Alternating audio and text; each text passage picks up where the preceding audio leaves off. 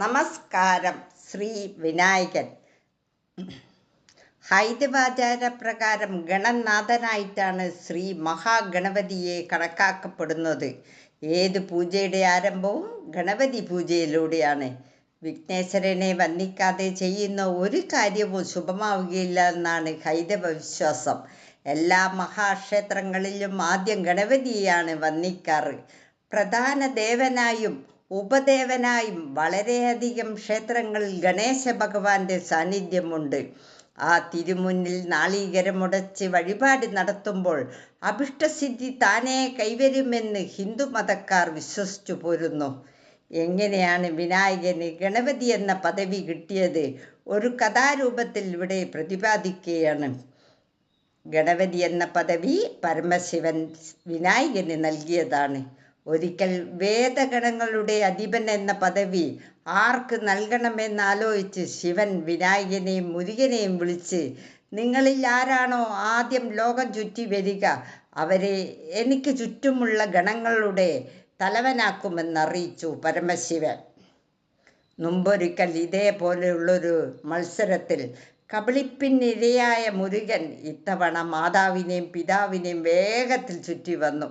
എന്നാൽ വിനായകനോ രാമ എന്ന നാമത്തിനുള്ളിൽ ഈ പ്രപഞ്ചമേ അടങ്ങിയിരിക്കുന്നു എന്ന രഹസ്യമറിഞ്ഞ വിനായകൻ രക്ഷിതാക്കൾക്ക് മുന്നിൽ രാമ എന്ന് എഴുതി അതിനെ ചുറ്റി വന്ന് വിജയിച്ചു. അതോടെ ഗണപതി എന്ന പദവി പിതാവ് വിനായകന് നൽകി. അങ്ങനെ ഗണങ്ങളുടെ നാഥനായി വിനായകൻ. ഹിന്ദുക്കളുടെ വിശ്വാസപ്രകാരം കാര്യങ്ങൾ നിർവിഘ്നം നടത്തുന്നതിനും കാര്യങ്ങൾക്ക് വിഘ്നങ്ങൾ വരുത്തുന്നതിനും കഴിവുള്ള ദേവനാണ് ഗണപതി. അതിനാൽ ശുഭകാര്യങ്ങളുടെ അവിഘ്ന പരിസമാപ്തിക്കായി പൂജിക്കുന്ന പതിവ് ഉണ്ടായി. വിദ്യയുടെ അധിഷ്ഠാന ദേവതയും ഗണപതിയാണ്. അതുകൊണ്ടാണ് വിദ്യാരംഭത്തിന് ഹരിശ്രീ ഗണപതേ നമഃ എന്ന് എഴുതിപ്പിക്കുന്നത്. എല്ലാ വൈദിക താന്ത്രിക കർമ്മങ്ങളും ഗണപതി ദിവസത്താണ് ആരംഭിക്കുന്നത്. കാരണം വേദഗണനായകനാണ് വിനായകൻ. വ്യാസന്റെ മഹാഭാരതം കേട്ടെഴുതിയത് ഗണപതിയാണെന്ന് വിശ്വസിച്ചു വരുന്നു. വ്യാസന്റെ മനോമുകുരത്തിൽ തോന്നിയ ഭാഗവത കഥ പറഞ്ഞുകൊടുത്താൽ എഴുതിയെടുക്കാൻ പറ്റിയ ഒരാളെ വേണമെന്ന് വ്യാസൻ ബ്രഹ്മാവിനോട് അപേക്ഷിച്ചു. ബ്രഹ്മാവ് അതിന് നിയോഗിച്ചത് ഗണപതിയെയാണ്. എഴുത്താണി നിർത്താൻ ഇടയുണ്ടാകാതെ അനർഘളം ചൊല്ലിത്തന്നാൽ എഴുതാമെന്നായി ഗണപതി. അർത്ഥം മനസ്സിലാക്കി മാത്രമേ എഴുതാവൂ എന്ന് വ്യാസനും പറഞ്ഞു. അങ്ങനെ 3 വർഷം കൊണ്ട് മഹാഭാരതം എഴുതി പൂർത്തിയാക്കിയെന്ന് പുരാണങ്ങൾ പറയുന്നു. ഗണപതിയെ മുഖ്യദേവനായി പ്രതിഷ്ഠിച്ചിട്ടുള്ള ക്ഷേത്രങ്ങൾ കേരളത്തിൽ അനവധിയുണ്ട്. അവയിൽ ഏറ്റവും പ്രധാനം തിരുവനന്തപുരത്തെ പഴവങ്ങാടി മഹാഗണപതി ക്ഷേത്രമാണ്. ഗണപതിക്ക് ഏറ്റവും പ്രിയപ്പെട്ട വഴിപാട് ഗണപതി ഹോമമാണ്. അപ്പം, അട, മോദകം എന്നിവയാണ് ഇഷ്ടനിവേദ്യങ്ങൾ. പ്രതിബന്ധങ്ങളെ തരണം ചെയ്യുന്നതിന് ഗണപതി നടയിൽ തേങ്ങ ഉടക്കുന്ന പതിവുണ്ട്. നാളികേരം ഛിന്ന ഭിന്നമാകുന്നതോടെ പ്രതിബന്ധങ്ങൾ നീങ്ങുമെന്നാണ് വിശ്വാസം. ഏത്തമിടൽ ഗണപതി നടയിൽ നടത്തുന്ന ഒരു ആരാധന രീതിയാണ്. ഗണപതിയെ ആരാധിക്കുന്നതിന് മാത്രമാണ് ഏത്തമിടൽ അനുഷ്ഠിക്കുക.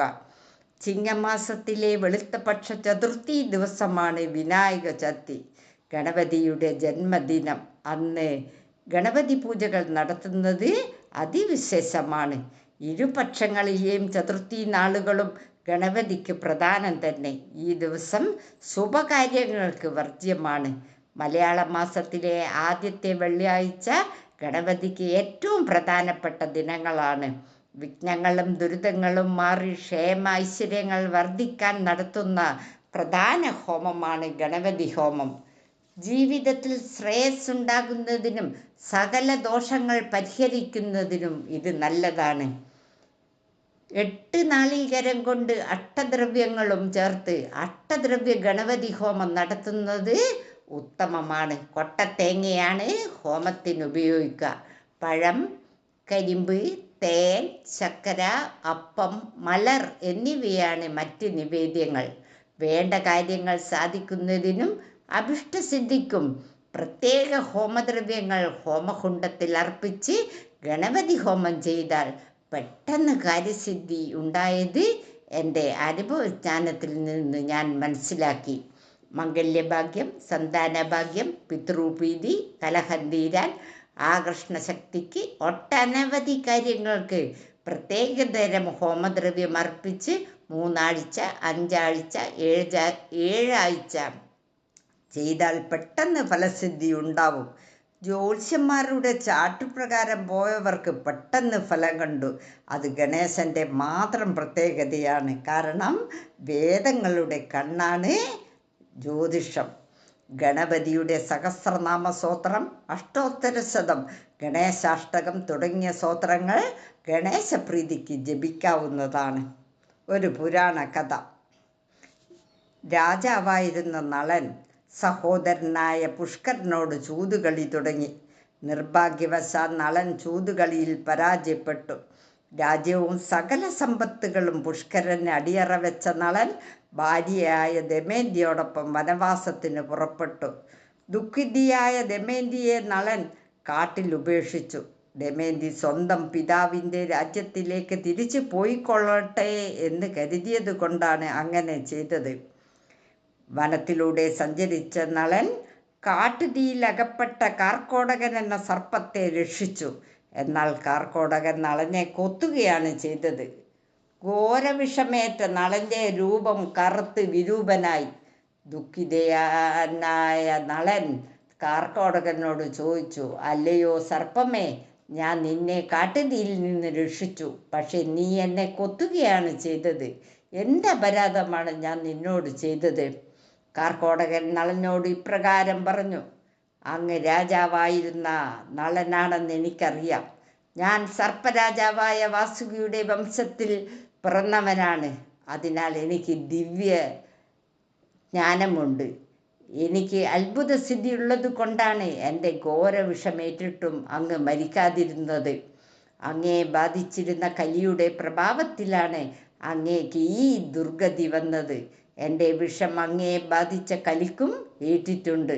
വിഷത്തിൻ്റെ അസഹനീയത കൊണ്ട് കലി താമസവിനെ അങ്ങയെ വിട്ടൊഴിയുന്നതാണ്. പിന്നെയും തുടർന്നു.